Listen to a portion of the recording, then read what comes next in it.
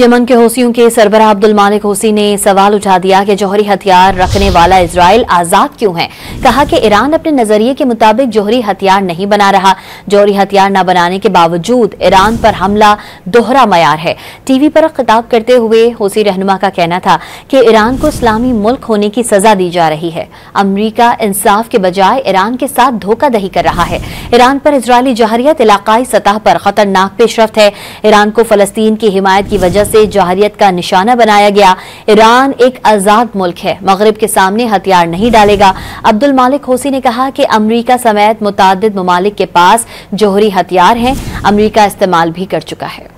Yemen के हौसियों के सरबराह अब्दुल मालिक हौसी ने सवाल उठा दिया कि जौहरी हथियार रखने वाला इजराइल आजाद क्यों है।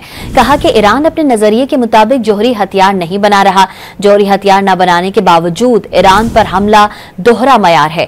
टीवी पर खिताब करते हुए हौसी रहनुमा का कहना था कि ईरान को इस्लामी मुल्क होने की सजा दी जा रही है। अमरीका इंसाफ के बजाय ईरान के साथ धोखाधड़ी कर रहा है।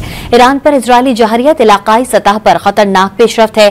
ईरान को फलस्तीन की हिमायत की वजह से जहरियत का निशाना बनाया गया।